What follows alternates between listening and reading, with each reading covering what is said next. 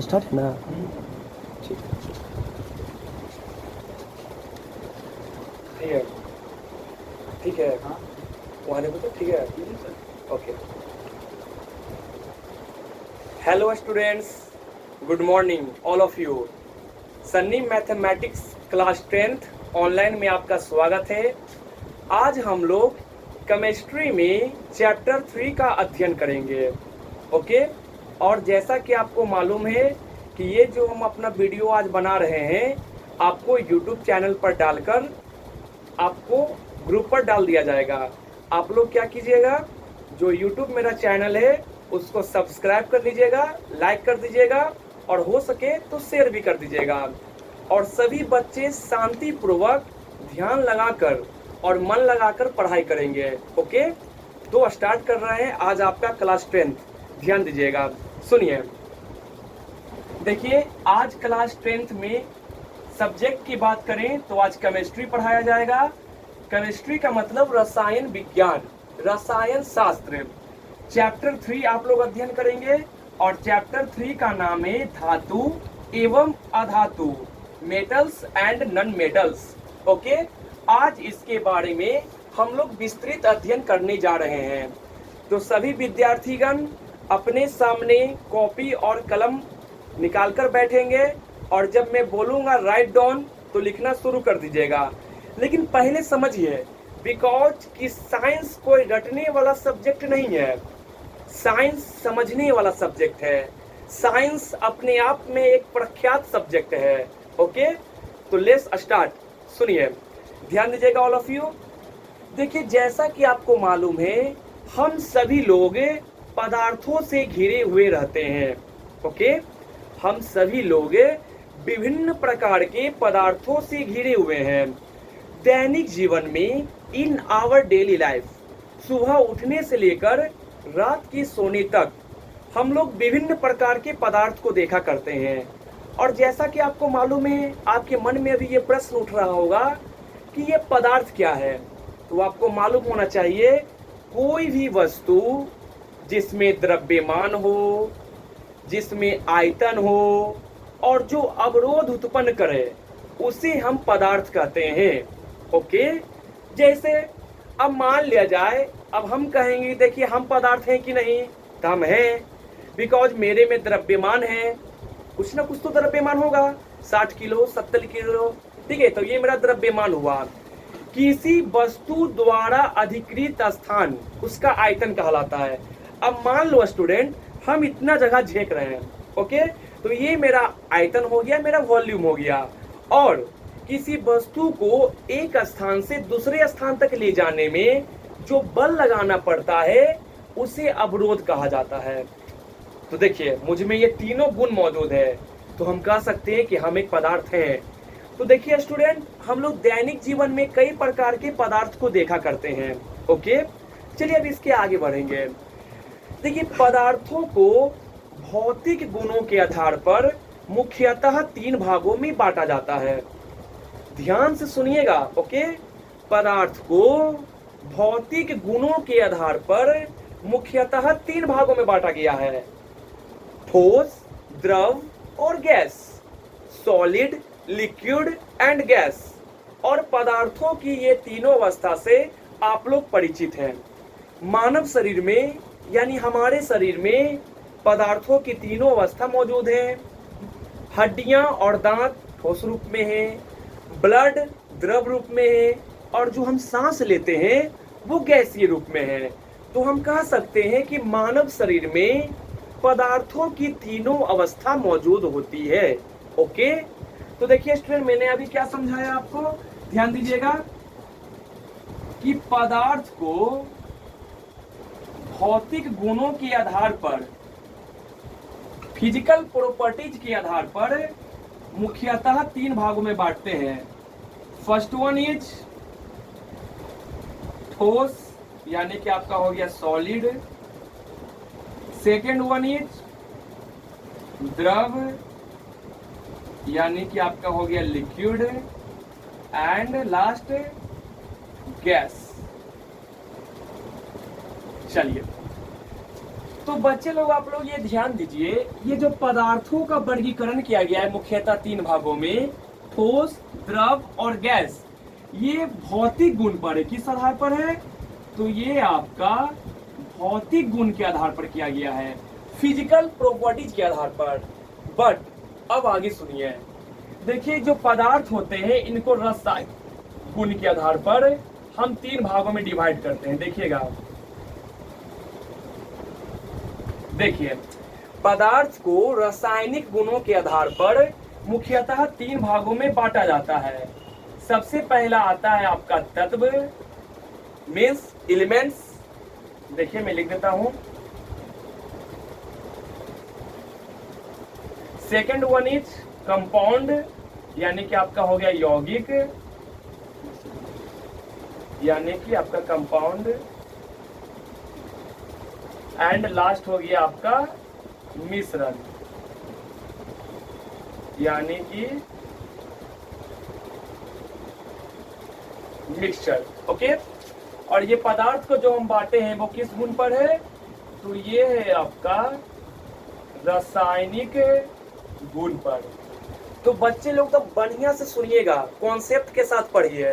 सुनिए, पदार्थ को भौतिक गुणों के आधार पर 3 भागों में बांटा गया, ठोस, द्रव और गैस। ओके, बट पदार्थ को ही रासायनिक गुण के आधार पर 3 भागों में बांट दिया गया, तत्व, यौगिक और मिश्रण में। Okay, elements, compound and mixture.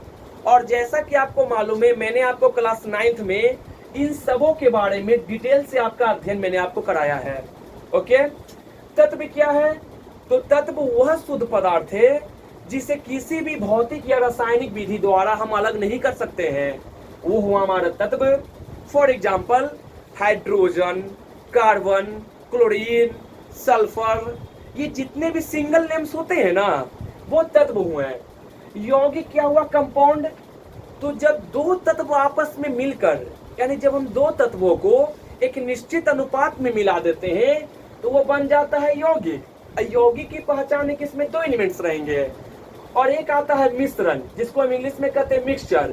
इसमें भी क्या होता है कि पदार्थ को मिलाया जाता है, बट किसी भी अनुपात में, आप किसी भी रेशियो में मिला दीजिए, वो आपका मिश्रण बन जाएगा। तो कहने का अर्थ ये हुआ कि यदि हम निश्चित अनुपात में मिलाते हैं तो वो हमारा यौगिक है, और हम किसी भी अनुपात में मिलाते हैं तब वो हमारा मिश्रण है ना। अब जैसे में देखिए, आपको मालूम होगा, जैसे हम यहाँ समझाते हैं आपको, हाइड्रोजन, तो हाइड्रोजन का संकेत होता है H। ओके, और ऑक्सीजन, ऑक्सीजन का संकेत होता है O। ओके, अब देखिए, तो हाइड्रोजन का संकेत हुआ H, तो हाइड्रोजन क्या है? तो हाइड्रोजन एक तत्व है। क्यों? क्योंकि ये सिंगल फॉर्म में है। हम इसे किसी भी भौतिक या रासायनिक प्रोसेस के द्वारा इसका हम खंडन नहीं कर सकते हैं। ऑक्सीजन क्या है? तो देखिए भाई, ये भी सिंगल है, तो जब ऑक्सीजन सिंगल है तो ये भी तत्व हुआ। लेकिन जरा जब ये दोनों ऐड हो जाता है तो एक सूत्र आप बनता है H2O। ओके, H2O ये है जल का रासायनिक सूत्र H2O। कहने का अर्थ ये हुआ, हाइड्रोजन के 2 परमाणु और ऑक्सीजन के 1 परमाणु। यानी इस क्वेश्चन में हम कहेंगे कि जल में हाइड्रोजन और ऑक्सीजन का अनुपात क्या है, तब क्या लिखिएगा? हाइड्रोजन हो गया 2 रेशियो, ऑक्सीजन कितने हुए? कुछ नहीं, तो एक तो स्क्वायर रहता है, तो 2:1। तो आपको ये हुआ कंपाउंड कि जल में हाइड्रोजन और ऑक्सीजन का रेशियो कितना होता है? 2:1 होता है, और ये कभी नहीं बदलेगा। ओके, हम कितना भी कंपाउंड बना ले, इसका रेशियो एकदम यही रहेगा। तो ये हो गया हमारा कंपाउंड। तो आपको ट्रिक क्या याद रखना है? सिंगल कुछ भी रहे, एलिमेंट से तत्व है, 2 तत्व है या 3 तत्व आ गया तो हमारा कंपाउंड हो गया यौगिक। और जब किसी भी तत्वों को या किसी भी पदार्थ को हम बिना किसी अनुपात में मिला देंगे तब वो हमारा बन जाएगा मिश्रण, यानी हमारा मिक्सचर बन जाएगा। ओके, चलिए अब इसके बाद की चर्चा करते हैं, ध्यान दीजिएगा, सुनिए।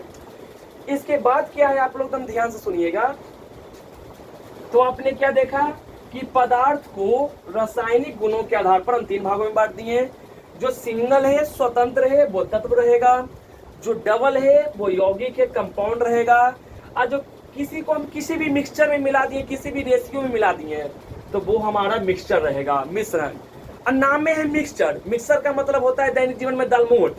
उसमें देखते हैं कोई भी चीज को किसी भी तरह मिला दिया जाता है, तो वो हमारा मिक्सचर हुआ, है कि नहीं। अब देखिए आगे सुनिए, तत्वों को भी क्या किया गया है, मुख्यतः याद रखिए मेनली दो भागों में बांटा जाता है। एक होता है धातु यानी मेटल्स, और एक होता है हमारा अधातु यानी कि नॉन मेटल्स। ओके, एक होता है धातु और एक होता है अधातु। ओके, जो कि हमारा ये चैप्टर है। अब आपको बात आई समझ में कि ये चैप्टर कहाँ से आया था, तो इसलिए हम बार बार रिपीट करते रहते हैं कि कोई भी चीज पढ़िए तो पूरे कॉन्सेप्ट के साथ पढ़िए। और बच्चे लोग, आप लोग इस बात का ध्यान रखेंगे कि घर से बाहर जब भी निकलिएगा तो मास्क लगा कर रखिएगा।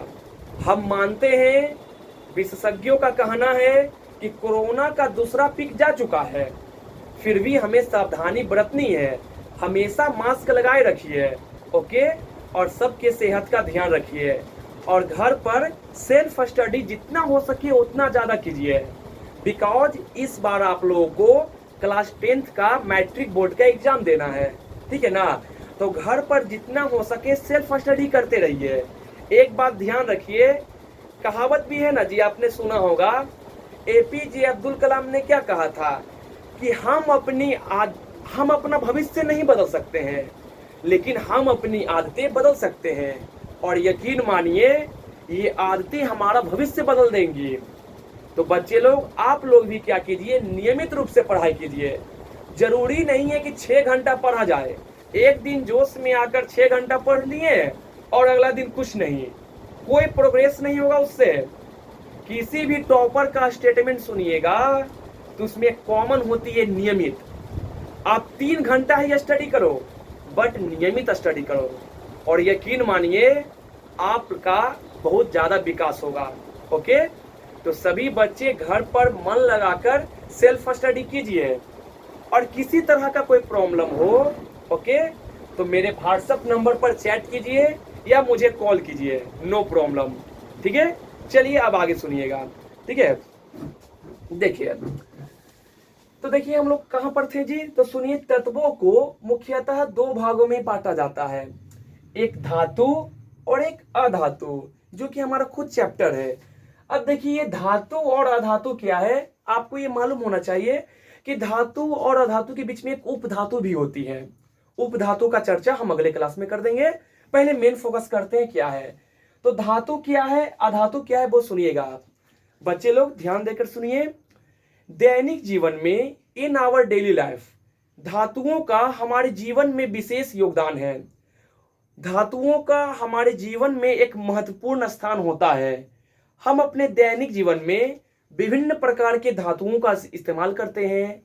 किसी भी राष्ट्र का विकास, ओके, किसी भी राष्ट्र का विकास वहां के धातुओं के खपत के आधार पर की जाती है कि उस देश ने कितना धातुओं का मैन्युफैक्चरिंग किया और कितना उसका यूज किया, यानी कितना प्रोडक्शन किया और कितना उसका मैन्युफैक्चरिंग करके उसका यूज भी किया।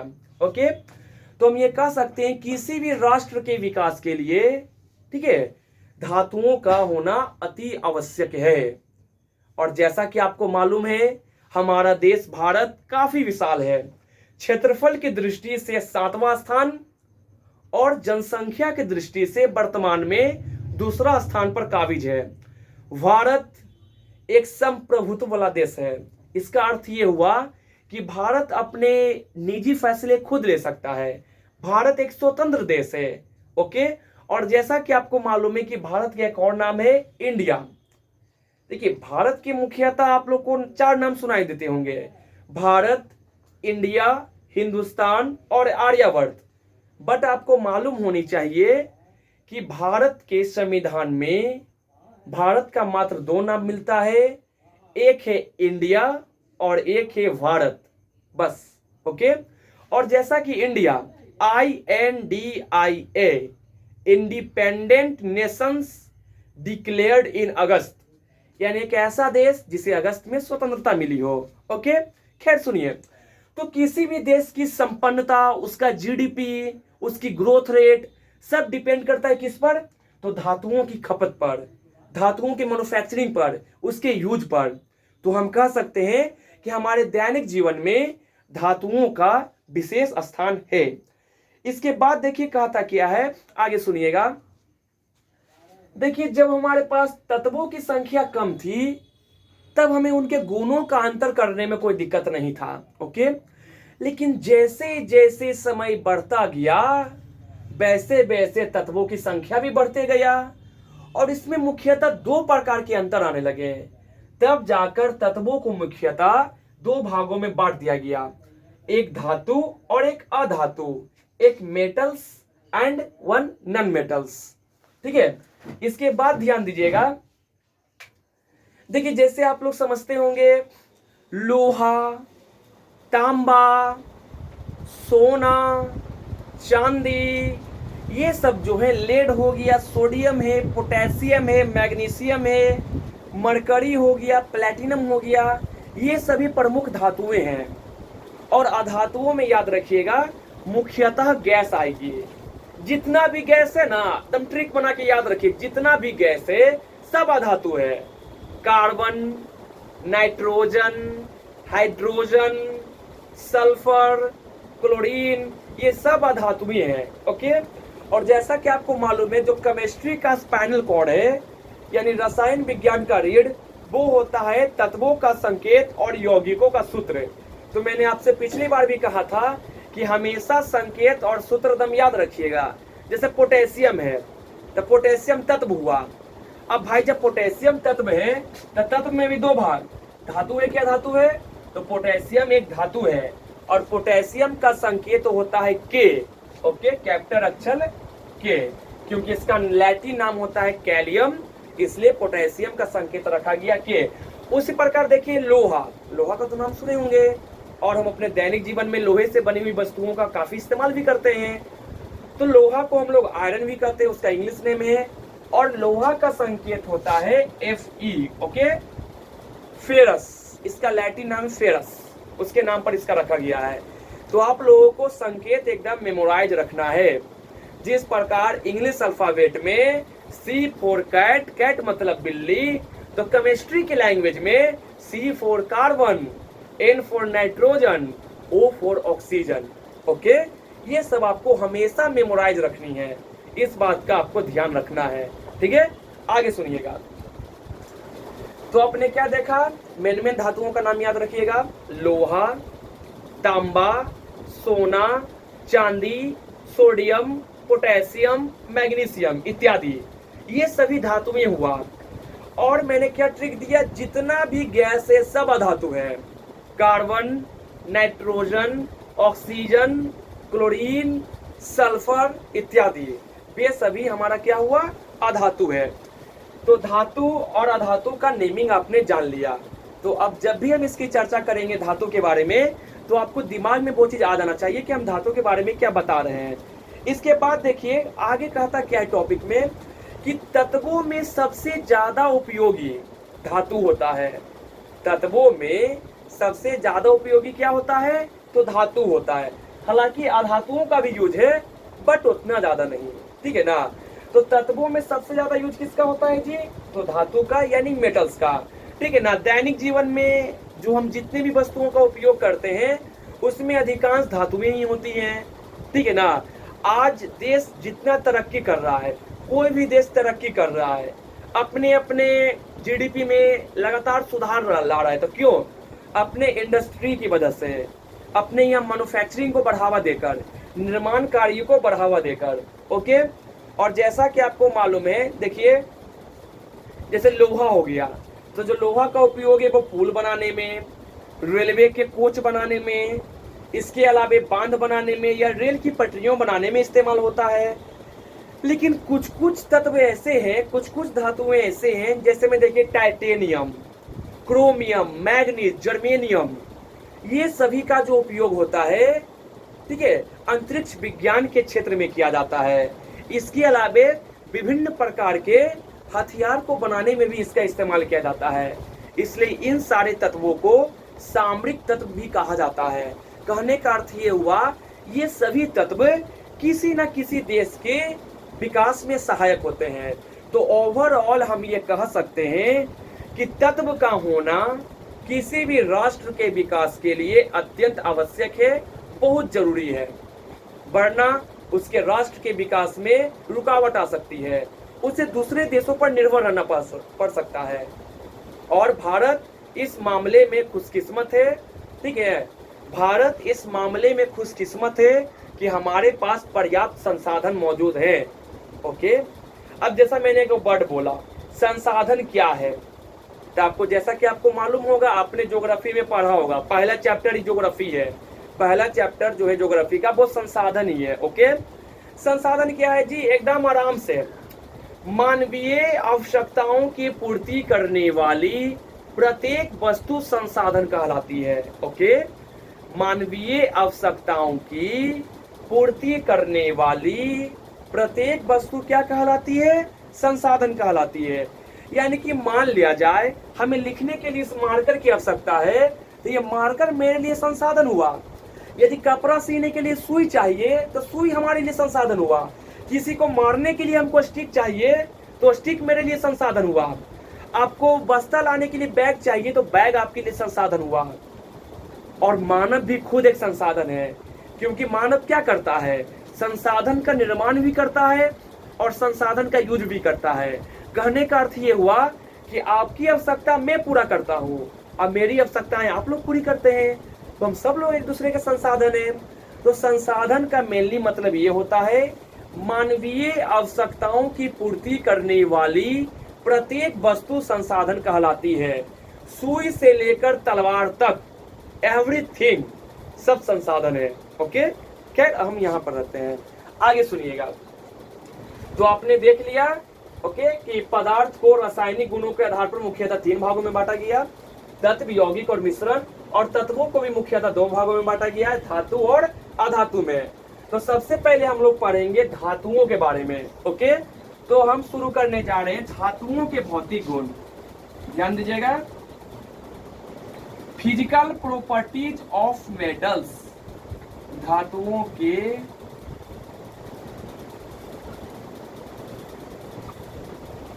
भौतिक गुण। ओके, चलिए, यानी सबसे पहले हम लोग जानेंगे कि धातुओं के भौतिक गुण क्या क्या होते हैं। ओके, तो बढ़िया से कॉन्सेप्ट के साथ पढ़िए।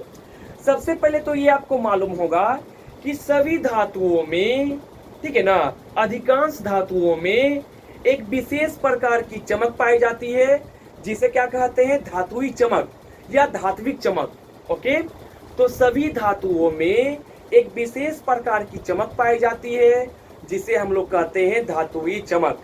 ठीक है, आगे, अधिकांश धातुओं में एक विशेष प्रकार की ध्वनि पाई जाती है, जिसे हम लोग कहते हैं धातुई ध्वनि या धात्विक ध्वनि।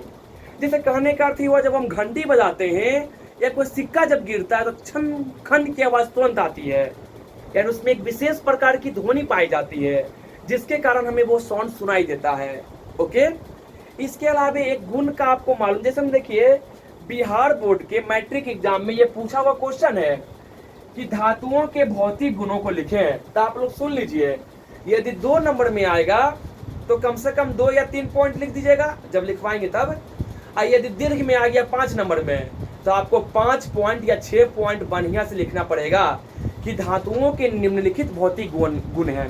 पहला, कि धातुओं में एक विशेष प्रकार की चमक पाई जाती है, जिसे हम लोग धातुई चमक कहते हैं। सेकेंड, धातुओं में एक विशेष प्रकार की ध्वनि पाई जाती है, जिसे हम धातुई ध्वनि कहते हैं। अब आगे सुनिए, एक टॉपिक का आप नाम सुने होंगे, उसे हम लोग कहते हैं तन्यता।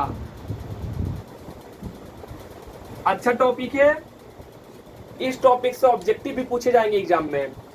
तन्यता क्या है, सुनिएगा, किसी भी धातु को तान कर, तन्यता यानी तान कर, लम्हार कर, हम उसके लंबे लंबे बारीक तार खींच सकते हैं। और आपको ये जानकर आश्चर्य होगा कि 1 ग्राम सोना से, मात्र 1 ग्राम सोना से 2 किलोमीटर लंबा तार बनाया जा सकता है। सोचिए,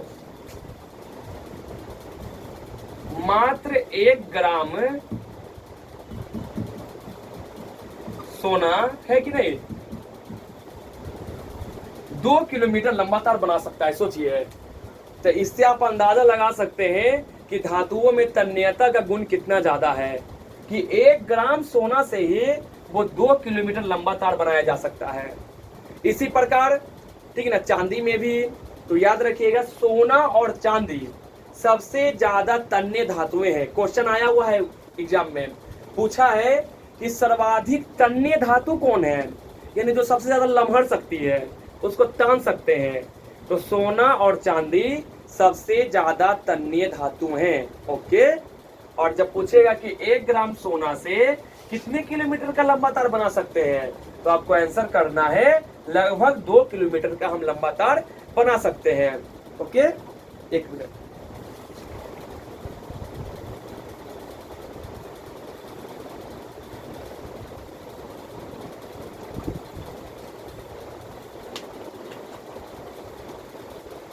चलिए आगे।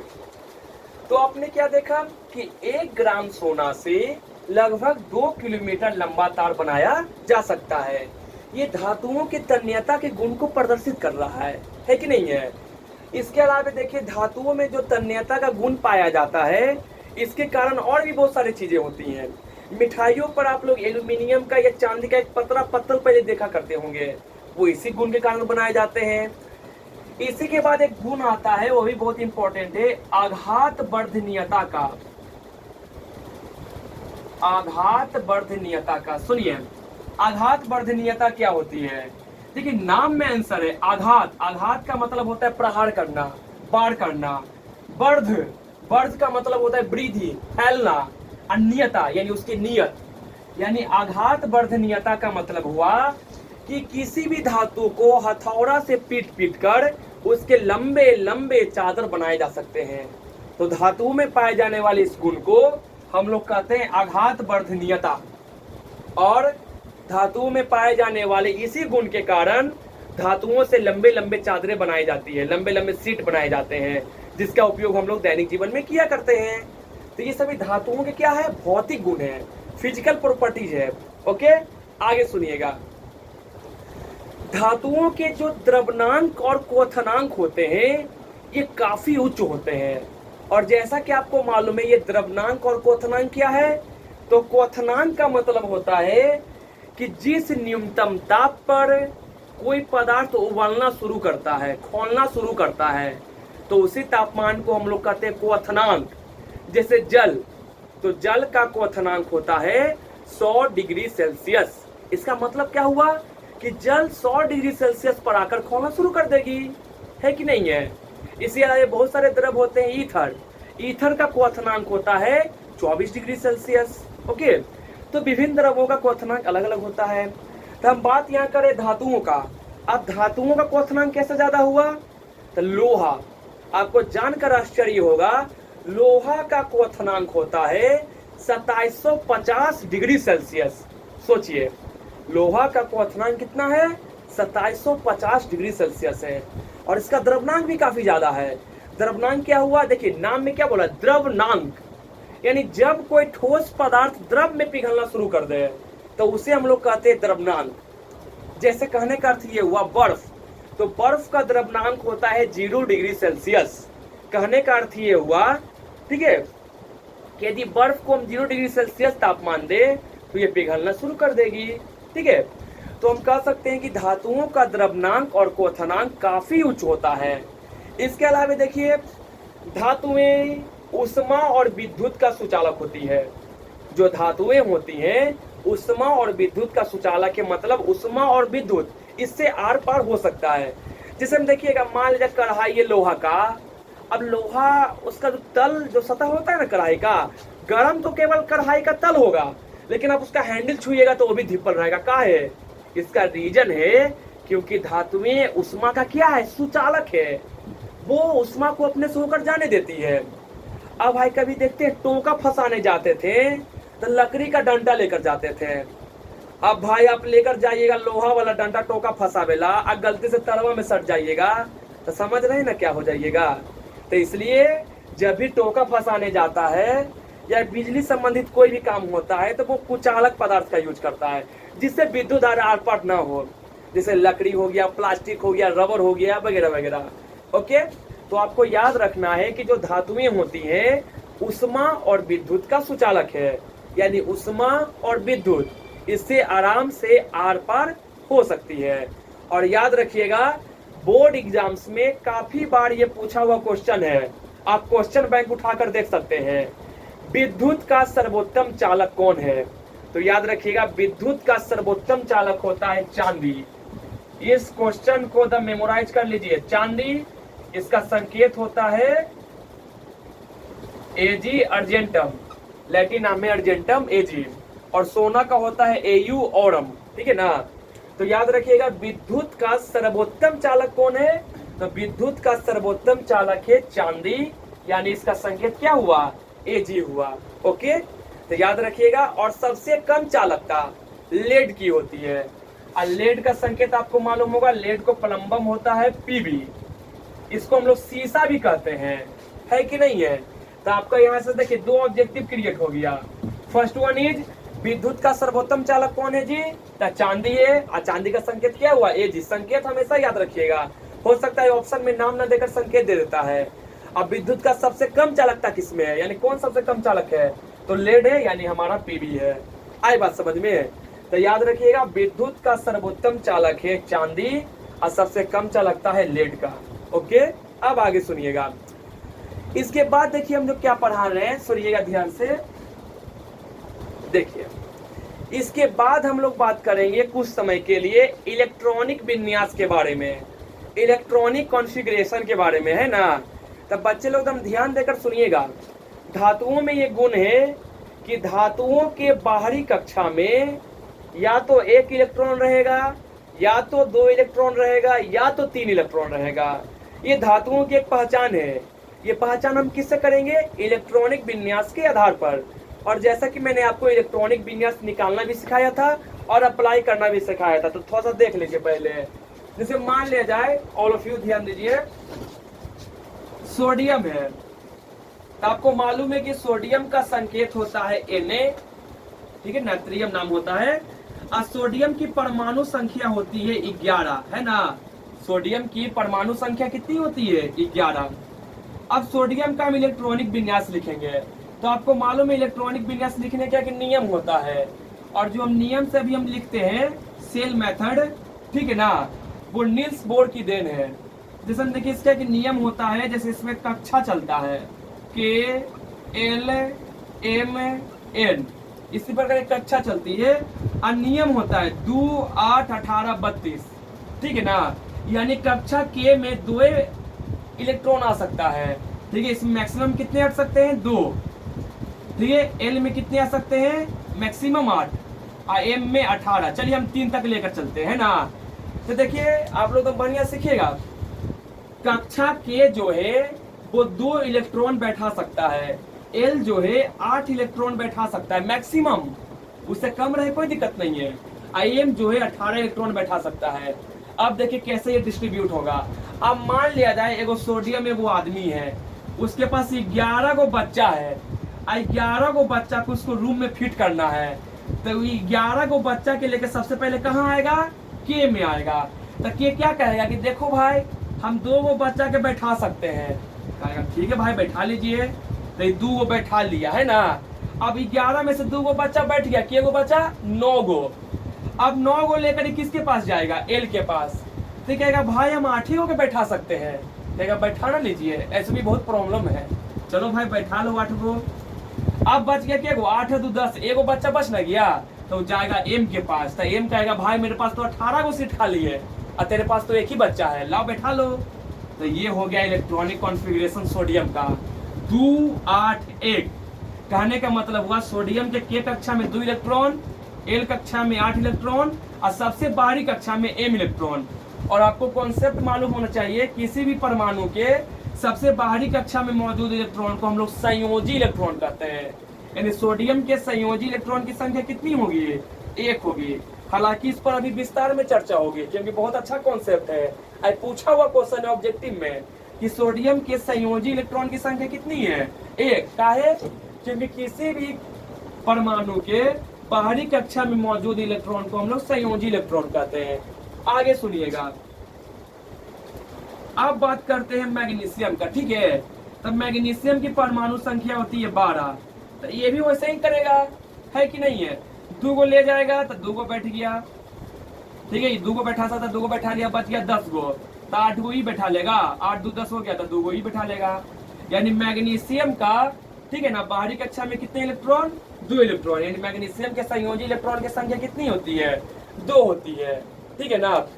इसके अलावा मजा और आपको बढ़िया समझना है तो इलेक्ट्रॉनिक विन्यास लिखने का एक और तरीका होता है अफवाहों के सिद्धांत पर, ठीक है ना। इसका मैं एक अलग से वीडियो बना दूंगा और आपको अपलोड कर दूंगा। इससे क्या होगा कि आप लोग घर बैठे इलेक्ट्रॉनिक विन्यास के बारे में पूरा सीख जाइएगा कि ये इलेक्ट्रॉनिक विन्यास कैसे लिखा जाता है, ये कक्षा क्या होती है, सेल कैसे डिस्ट्रीब्यूट किया जाता है, ओके। और इलेक्ट्रॉनिक विन्यास पर धातुओं का गुण डिपेंड करेगा। कैसे? अब भाई हम देख रहे हैं सोडियम के बाहरी कक्षा में केगो इलेक्ट्रॉन है, एक गो। मैग्नीशियम में 2 गो। एक और देख लीजिए एल्यूमिनियम का, एल्यूमिनियम की परमाणु संख्या 13। तो 13 है तो कैसे बैठेगा, 2 8 3, 8 है 2 10, 10 3 13। यानी एल्यूमिनियम के संयोजी इलेक्ट्रॉन की संख्या कितनी हो गया, 3 हो गया। और कॉन्सेप्ट क्या कहता है कि धातुओं में नियम है, ठीक है ना, कि इसके बाहरी कक्षा में या तो 1 इलेक्ट्रॉन रहेगा, या तो 2 इलेक्ट्रॉन रहेगा, या तो 3 इलेक्ट्रॉन रहेगा, ओके। तो ये नियम आपको याद रखनी है। बस ये पॉइंट याद रखिएगा कि किसी भी धातु के बाहरी कक्षा में या तो 1 इलेक्ट्रॉन होते हैं, या तो 2 इलेक्ट्रॉन होते हैं, या तो 3 इलेक्ट्रॉन होते हैं। बस 3 से ज्यादा हो ही नहीं सकता है।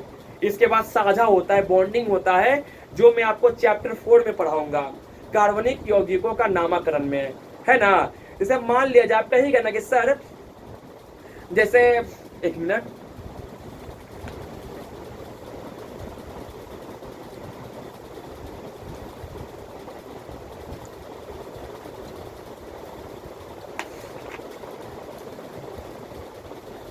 अब जैसे आप लोग कहिएगा कि सर मान लिया जाए यौगिक भाई 2 प्रकार से बनता है, एक होता है इलेक्ट्रॉनों का आदान प्रदान करके और एक होता है साझा करके, है ना। इसके बारे में मैं आपको पढ़ाऊंगा। यानी कि रासायनिक बंधन 2 प्रकार के होते हैं, एक होता है वैद्युत संयोजी जिसमें इलेक्ट्रॉनों का आदान प्रदान होता है, और एक होता है सहसंयोजी, है ना। अब जैसे में देखिए रासायनिक बंधन क्या है, तब वैसा रासायनिक बल जो किसी यौगिक में 2 परमाणुओं को बांध कर रखता है उसे हम लोग रासायनिक बंधन कहते हैं। जैसे में देखिए आपको मालूम है सोडियम क्लोराइड, तो सोडियम क्लोराइड का सूत्र क्या होता है, NaCl। सोडियम क्लोराइड का सूत्र होता है NaCl। अब हमसे पूछेंगे कि NaCl क्या है, तत्व है, यौगिक है कि मिश्रण है, तब तुरंत बोलिएगा कि सर 2 गो तत्व मिलकर बना तो यौगिक ना होगा। सही बात है, सोडियम क्लोराइड यौगिक है, ओके। अब जब सोडियम क्लोराइड है तो सोडियम में Na भी है और सोडियम में क्लोरीन भी है, तो ये दोनों को जो बॉन्ड बांध कर रखा हुआ है यही होता है रासायनिक बंधन। इन दोनों को एक बंधन बांध कर रखता है, जिस प्रकार एक भाई और एक बहन को रक्षा बंधन बांधे रखता है, उसी प्रकार किसी भी यौगिक को रासायनिक बंधन बांधे रखता है, जो 2 प्रकार का होता है। एक होता है इलेक्ट्रॉनों के आदान प्रदान से वो बनता है, और एक होता है साझा करके बनता है। जैसे आपको मालूम होगा गोबर गैस, तो गोबर गैस का सूत्र होता है, नाम होता है मीथेन, और सूत्र लिखते हैं CH4। यानी मीथेन का सूत्र क्या हुआ, CH4। अब उसमें क्या होगा कि जैसे मीथेन का सूत्र है CH4, है ना, तो यौगिक जो बनाता है वो इलेक्ट्रॉनों का आदान प्रदान नहीं करता है ना, वो साझा करता है। अब साझा किस प्रकार करेगा उसकी चर्चा अगले क्लास में की जाएगी, ठीक है। तो आपने क्या सीखा, आपने यह सीखा कि धातुओं के बाहरी कक्षा में मौजूद इलेक्ट्रॉन, यानी धातुओं के जो संयोजी इलेक्ट्रॉन होते हैं वो या तो 1 हो सकते हैं, या तो 2 हो सकते हैं, या 3 हो सकते हैं, ओके। चलिए अब आगे सुनिए। अच्छा, आपने एक चीज तो जान लिया कि जो धातुएं होती हैं वो उष्मा और विद्युत का सुचालक है। अब जैसे देखिए हमारे घरों में जो बिजली का तार होता है या तो तांबा होता है, एल्यूमिनियम का भी यूज करते हैं कभी कभी, ठीक ना। चांदी ज्यादा कॉस्टली होने के कारण हम उसका यूज नहीं करते हैं, ठीक है ना। तो देखते हैं कोई भी तार पर एक रबर जैसा पदार्थ चढ़ा होता है, कवर चढ़ा होता है।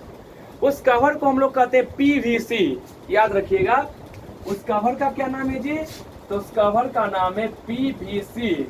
इसका फुल फॉर्म होता है पॉली विनाइल क्लोराइड, है ना। तो याद रखिएगा पीवीसी का फुल फॉर्म, पीवीसी का फुल फॉर्म होता है poly vinyl chloride. Okay, PVC यानी किसी भी विद्युत तार के ऊपर एक रबर की पतली परत या किसी प्रकार की परत चढ़ाई जाती है जो पीवीसी की परत होती है, और पीवीसी का फुल फॉर्म होता है पॉलीविनाइल क्लोराइड। ओके, तो इस बात को भी बढ़िया से याद रखिएगा, ठीक है, कि पीवीसी का फुल फॉर्म क्या होता है जी? तो polyvinyl chloride.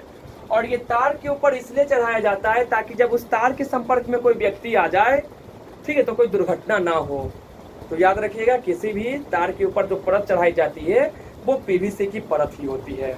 Okay, concept clear? Write down. अब थोड़ा लिख भी लीजिए ताकि यहाँ तक आप समझ जाइएगा, है ना। तो अपना अपना कॉपी निकालिए, कलम निकालिए, और जो बोलेंगे वही लिखिएगा, अपने मन से कुछ नहीं लिखिएगा, ठीक है ना। जो बोलेंगे वही लिखिएगा। तो सबसे पहले हेडिंग दे दीजिए, सब्जेक्ट केमिस्ट्री, चैप्टर 3 धातु एवं अधातु। नाम लिख दीजिए मेटल्स एंड नॉन मेटल्स। बस जो बोलेंगे वही लिखिएगा, उसके अलावा कुछ मत लिखना। चलिए पहले इतना हेडिंग दीजिए, पहले आप लोग इतना हेडिंग दीजिए, इसके बाद बोलते हैं।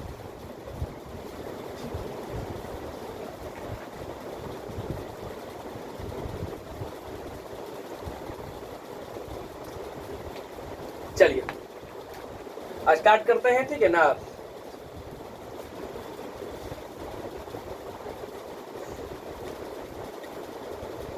तो अपने हेडिंग दे दिया केमिस्ट्री चैप्टर 3, चैप्टर का नाम है धातु एवं अधातु, metals and non metals. Start कीजिएगा आप लोग नोट से, NOTE नोट। ओके, नोट से शुरू कीजिएगा।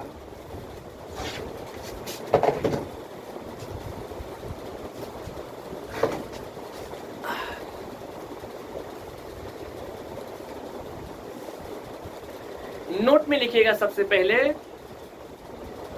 लिखिए, नोट में लिखिए धातु एवं अधातु, धातु एवं अधातु का स्थान, धातु एवं अधातु का स्थान मानव जीवन में अत्यंत महत्वपूर्ण होता है। आई रिपीट, धातु एवं अधातु का स्थान मानव जीवन में अत्यंत महत्वपूर्ण होता है।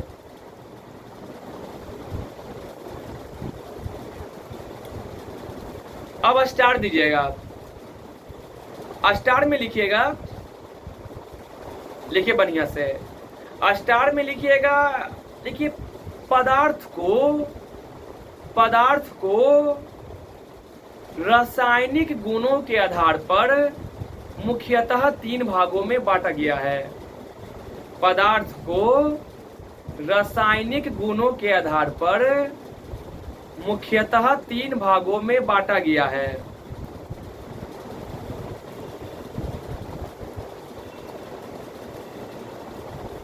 पदार्थ को रासायनिक गुणों के आधार पर मुख्यतः 3 भागों में बांटा गया है।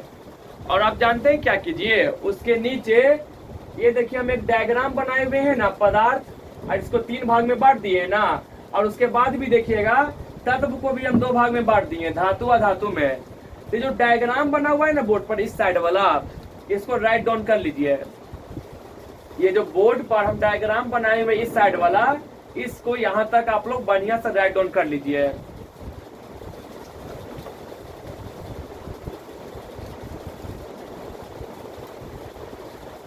अपना वीडियो को पॉज करके थोड़ा देर इसको अपना उतार लीजिएगा, है कि नहीं है। हम आगे बढ़ते हैं। तो आपको करना क्या है कि ये जो डायग्राम हम बनाए हुए हैं पदार्थ वाला, इसको बढ़िया से राइट डाउन कर लेना है ना। चलिए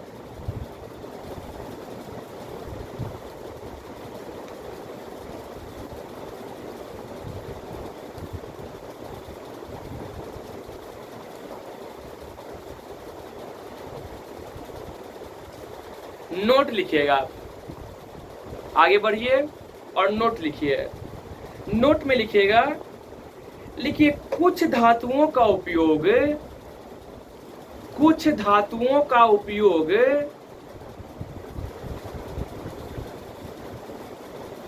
सैनिक उपकरण के निर्माण में, कुछ धातुओं का उपयोग सैनिक उपकरण के निर्माण में, कौमा अंतरिक्ष विज्ञान के क्षेत्र में, अंतरिक्ष विज्ञान के क्षेत्र में एवं राष्ट्र के आर्थिक विकास में किया जाता है, एवं राष्ट्र के आर्थिक विकास में किया जाता है। इसलिए तत्वों को सामरिक तत्व भी कहा जाता है, इसलिए तत्वों को सामरिक तत्व भी कहा जाता है।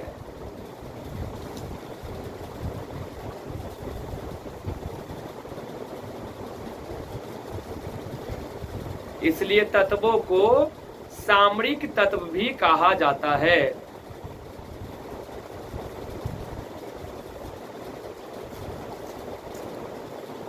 इसलिए तत्वों को सामरिक तत्व भी कहा जाता है। ओके, चलिए अब देखिए, आगे बढ़ने से पहले क्या करते हैं ना, बेसिक कॉन्सेप्ट के लिए जो मेन धातु है, अधातु है, उसका नाम और संकेत लिख देते हैं। क्या अभी से ही बहुत काम देने वाला है ना।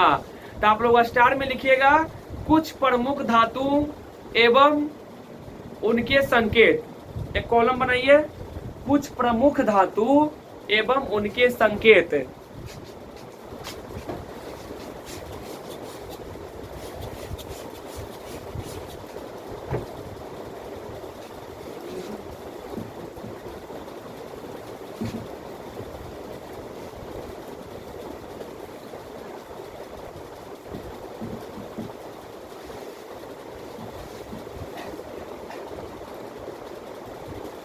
चलिए कॉलम बना लीजिए, एक तरफ लिखिएगा धातु और एक तरफ लिखिएगा उसका संकेत। हाँ, एक मिनट, कौन है?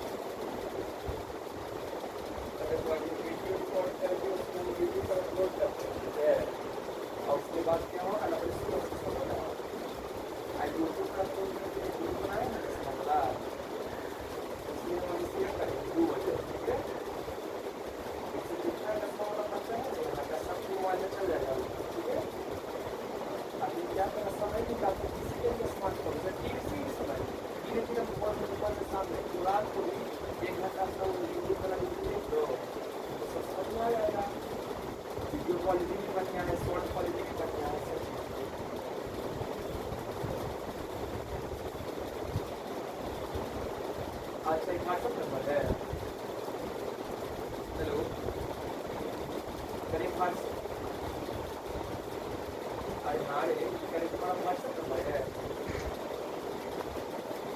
ठीक है, हम इसको लिंक करके अपना ग्रुप में देखो मैसेज आएगा, उसके बाद वीडियो चल जाएगा। ठीक है, ठीक है, जैसा होगा कितने आ जाता है, फिर हम देखते हैं बहुत कुछ होगा तो मौका है।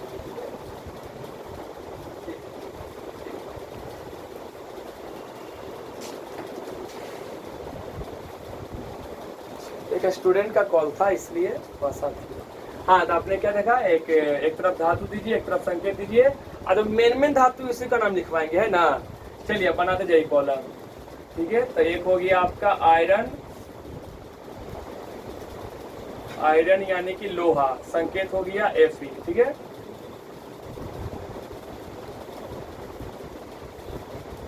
कॉपर यानी इसको कहते हैं तांबा, ये हो गया आपका Cu। सोना यानी कि आपका हो गया गोल्ड, AU।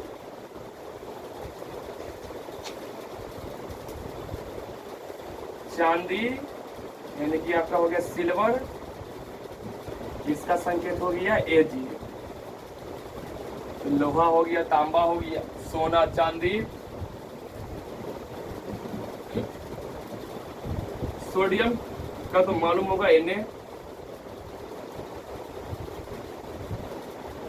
प्लेटिनम का लिख लीजिए PP।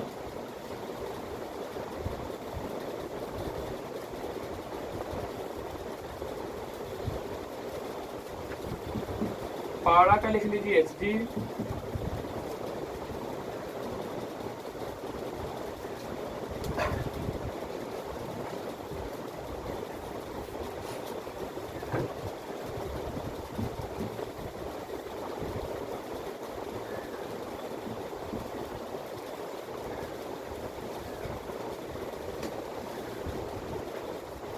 पारा हो गया। लेड का लिख लीजिए इंपॉर्टेंट Pb। लेड को एक नाम और याद रखिएगा, शीशा है। इसके अलावे सोडियम का तो मालूम है, पोटेशियम का भी मालूम है। जिंक लिख लीजिए दस्ता, Zn।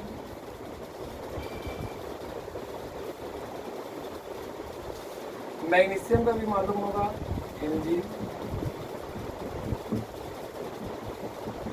बस काफी है, बाकी अपना याद रखिएगा।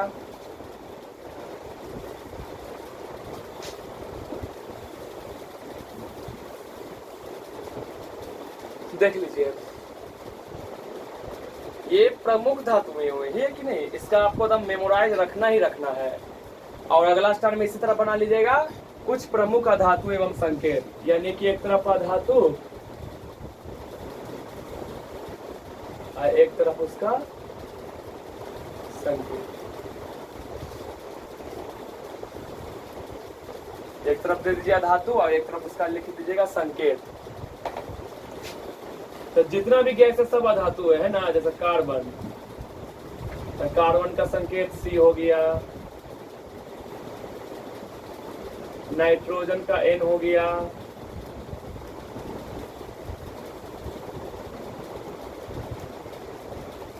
हाइड्रोजन का H हो गया। क्लोरीन का Cl हो गया।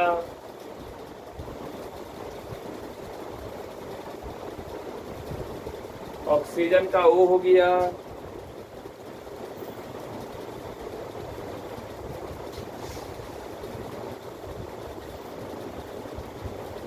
सल्फर जिसे हम गंधक कहते हैं ना, इसका हो गया S, ये धातु है। या इसके अलावा एक लिख दीजिए आयोडीन के बारे में। आयोडीन भी अधातु है जी, हालांकि इसमें धातु ही चमक है, बट ये धातु है, लिख दीजिए आयोडीन का I। देख लीजिए, तो ये हो गया कुछ प्रमुख धातुओं का नाम और ये हो गया कुछ प्रमुख अधातुओं के नाम। बस याद रखिएगा संकेत, ठीक है।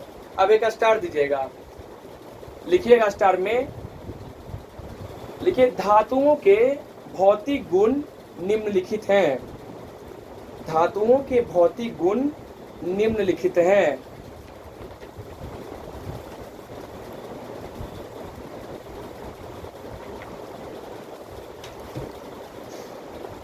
धातुओं के भौतिक गुण निम्नलिखित हैं। जैसा कि मैंने आपको उस समय बताया था, पूछता एग्जाम में 2 नंबर में आएगा, लघु में तो 2 पॉइंट 3 पॉइंट, या दीर्घ में दिया 5 नंबर में तो मैक्सिमम 5-6 पॉइंट। ओके, चलिए आगे बढ़िएगा, लिखिएगा स्टार में। क्या लिखे, धातुओं के भौतिक गुण निम्नलिखित हैं। पहला पॉइंट में लिखिए, पहले लिख लीजिए, फिर इसको डिटेल में भी लिखवा देंगे। पहला पॉइंट में लिखिएगा, लिखिए लिखिए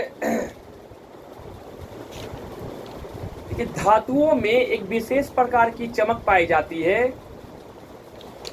धातुओं में एक विशेष प्रकार की चमक पाई जाती है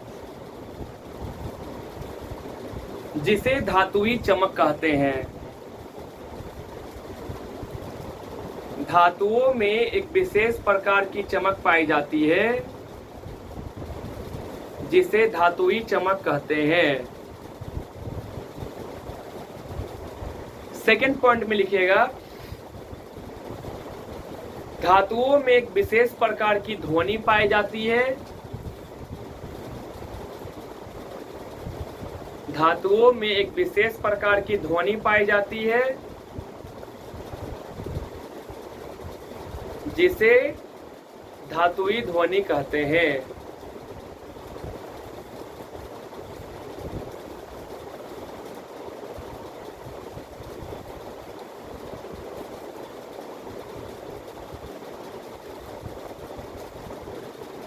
जिसे धातुई ध्वनि कहते हैं। तीसरा पॉइंट,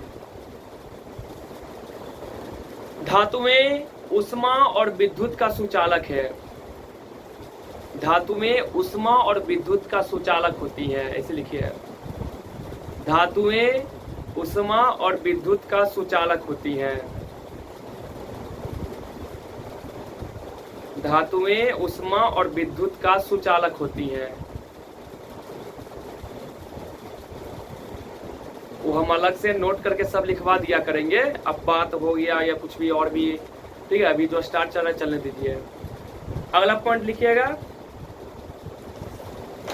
अगला पॉइंट में लिखिए, धातुओं के द्रवनांक और क्वथनांक उच्च होते हैं। धातुओं के द्रवनांक और क्वथनांक उच्च होते हैं। धातुओं के द्रवनांक और क्वथनांक उच्च होते हैं।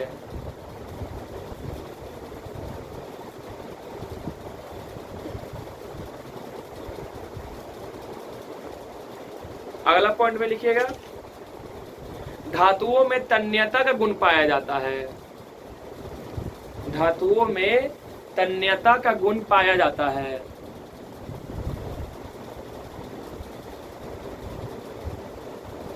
धातुओं में तन्यता का गुण पाया जाता है। एक पॉइंट और लिख दीजिए, लास्ट पॉइंट लिखिए, धातुओं के संयोजी इलेक्ट्रॉन की संख्या, मीन्स बाहरी कक्षा में मौजूद इलेक्ट्रॉन की संख्या। धातुओं में संयोजी इलेक्ट्रॉन की संख्या